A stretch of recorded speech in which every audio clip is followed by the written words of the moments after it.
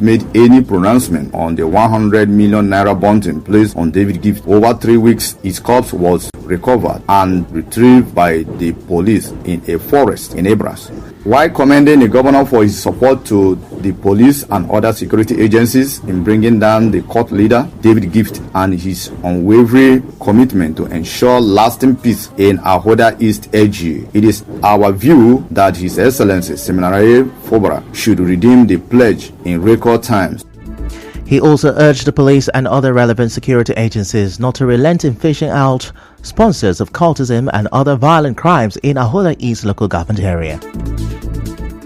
We urge the police and other relevant security agencies not to relent in going after sponsors of cultists and other violent crime in Ahoda East. We also urge the River State government to provide adequate succor to the immediate family of SP Bako and Bashen in recognition and appreciation of immense contribution of the killed DPO in crime reduction and eradication in the state. Recall that Governor Fubara had placed a 100 million naira bounty on Gift Obara and his gang members who were declared wanted for the killing of the DPO of Ahoda East, SP Bako Ambwashe. The River State government has yet to respond to this. Moving on, the Chief Judge of River State Justice Simeon Chibozo Amadi is to conduct a jail delivery exercise at the Port Harcourt Maximum Correctional Center today. A statement by the Chief Registrar, High Court of River State David Ihua Maduenyi, said the exercise is part of effort to decongest the correctional facilities across the state. The statement said the Chief Judge had earlier sent some magistrates to the correctional facilities in Port Harcourt, Ahoda and Degema, where a total of 90 inmates were released. Away from that, the convener of Ogoni Development Drive, Solomon Lenu, says the plan to recall the lawmakers representing the 4 Ogoni-speaking local government areas in the State House of Assembly is still on course.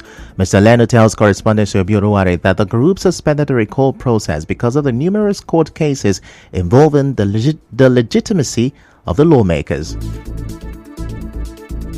We are only waiting for when, the law take its course and then INEC conduct a supplementary election. Right now, that they are not there to serve the interests of Ogoni people, rather they are just there to serve one man. For us, the process that commenced, very moment the court does not give a suitable by vacating them from that seat that they are grandstanding upon, immediately we will get back to the street and start collecting the signatures again to ensure that we send them back home where they will remain perpetually and permanent. Mr. Leno said the group will not back down from recalling the lawmakers, accusing them of failing to show evidence that they are representing the Ogoni people. Elsewhere, a former president of the Nigeria Labour Congress NLC, Ayuba Waba, says the Labour Party was established by the NLC to provide a platform for union members to exercise and protect their rights. His statement comes amid a power struggle between the NLC and the Labour Party, which led NLC members to stage protests at Labour Party secretariats nationwide, following a directive from their president, Joe Ajero. Also, NLC's National Assistant General Secretary Chris Onyeka says the Labour Party is owned by the NLC. Speaking on Nigeria Info FM's Morning Crossfire today, Mr. Onyeka highlighted the political role of trade unions, emphasizing that they exist to safeguard the interests of Nigerian workers. Just need to know, we created the Labour Party and we are institutional members of the Labour Party. The constitution of the Labour Party itself testifies to that. Court judgment testifies to the fact that we are the owners of Labour Party. Labour Party is owned by the Nigeria Labour Congress. Part of the things we do, the trade unions do, is political. Setting up a party is political. We have to play politics to protect the rights and interests of Nigerian workers better. It is in the corridors of power that decisions are made, that policies are enacted, that impact the lives of workers. Meanwhile, another guest on the show, the Deputy National Secretary of the Labour Party, Kennedy Ahanotu, urged the NLC to focus on looking after the welfare of Nigerian workers rather than getting involved in politics. so unfortunate that Nigerian Labour Congress are supposed to be taking care of Nigerian workers' welfare are not concentrating on their core mandate, but then trying to traverse into political terrain. With the Labour Act, it's not even advisable for an institution to own another institution. The Nigerian Labour Congress can only be an institutional partner with Labour Party. They cannot be the owners of Labour Party. They went beyond picketing, and the picketing, if you look at the Trade Union Act, you can only do picketing on organization where your workers are. Nigerian Labour Congress did not employ anybody in the Labour Party. Recall that the NLC President Joe Ajero directed state chapters to barricade the offices of the Labour Party over the claim that the party was planning a convention without the input of the NLC. Now, the federal civil servants on study leave are now expected to show evidence of approval obtained from the Office of the Head of Civil Service of the Federation. This was made known in a memo addressed to all permanent secretaries in Abuja on Friday.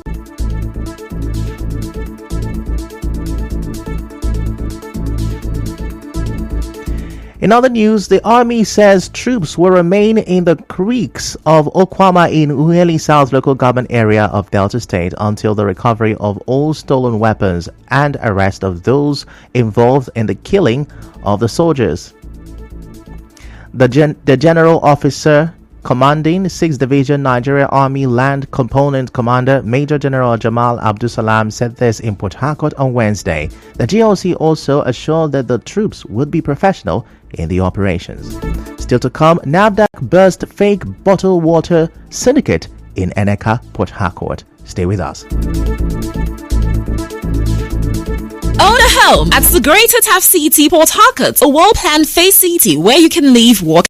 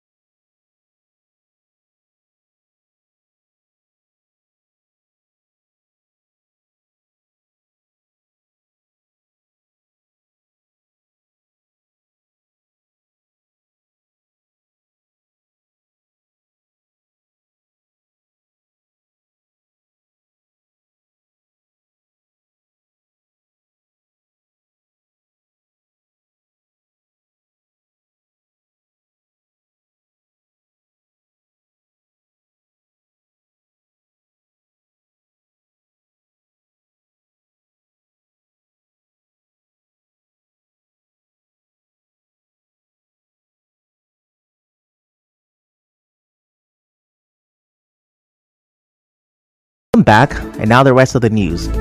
As the world marks Water Day, the Hydrocarbon Pollution Remediation Project HYPREP says it has taken bold steps towards enhancing access to safe water in Ogoni communities.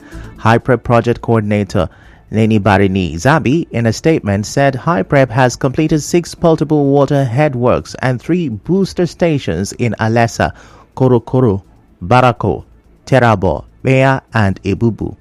Professor Zabi said currently water is being supplied to 18 communities in Bea, Tenama, Barako, Bera, Biara, Weo, Gyoko, Lewe, Mogo, Be, Bo, Alessa, Aleto, Abonchia, Alode, Ebubu, Koroko, and Uweken. He also said when the ongoing 18 water schemes are completed, HYPREP should have achieved a 95% potable water supply coverage of the entire Gokana local government area, 70% of Kana local government area, 90% of Eleme local government area, and 95% of Tai local government area. Now, he further said HYPREP is undertaking shoreline cleanup and mangrove restoration in Ogoni land to restore the ecosystem and maintain water quality for the benefit of local communities. In the meantime, the National Agency for Food and Drug Administration and Control, NAFDAC, says it busted a fake bottled water syndicate this morning at Pipeline Road, Eneka, Port Harcourt. Spokesperson for NAFDAC, Cyril Moye, said the suspects were using a hidden shop disguised as a pool house. Now, he said the suspects picked used plastic bottles and filled them with contaminated water fetched from a paint bucket while using dirty rubber funnels covered with clothing materials as filters. Now, he said they are also printing labels of authentic bottled water products and put them on their fake product.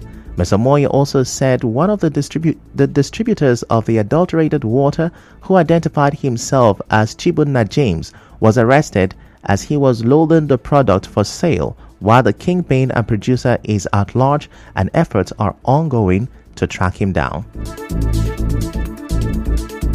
In business, the presidency has urged forex speculators to dump their dollars to avoid losses as the Nigerian currency, Naira, continues to regain its value. The special advisor to President Bola Tinubu on media and strategy, Bayo Onanuga, wrote this on his X handle. Nigeria's Naira currency has recently slid downwards against the dollar, going for $1 to 1,480 Naira in the parallel market. In entertainment, Nigerian singer Davido has reached an agreement to settle the breach of contract lawsuit filed against him by the Amaju Pinnick-led Brown Hill Investment Company Limited out of court. In October 2023, Pinnick, a former president of the Nigeria Football Federation, called out Davido for not fulfilling his performance obligations at an event despite receiving $94,600. In sports, former Manchester City and Real Madrid footballer Robinho was arrested on Thursday in Brazil. This is after losing a last-minute court bid to delay serving his 9-year sentence for raping a woman a decade ago. And now we'll bring you news from around the world. U.S. Secretary of State Antony Blinken is in Israel ahead of a UN vote on a U.S. draft resolution which calls for an immediate ceasefire in Gaza. It's also tied to the release of hostages held by Hamas. It is the first time the U.S. has supported calls for an immediate ceasefire in the region, having previously blocked such demands at the UN. Now that's a wrap on the news this afternoon. Before we go, let's have a look at the major stories. Governor Fubara has been urged to redeem a bounty placed on late gang leader Tubaba. Rivers State Chief Judge is conducting a jail delivery exercise today. Today is World Water Day. NAFDAC has uncovered a fake bottled water syndicate in Eneka, Port Harcourt. And on the foreign scene, U.S. Secretary of State is in Israel as U.S. supports call for immediate Gaza ceasefire. The news was edited by Constance Mega. To reach the news team, send an SMS or WhatsApp to 0808-721-7215. I am Ifechukwu Mwanyeli. Many thanks for listening.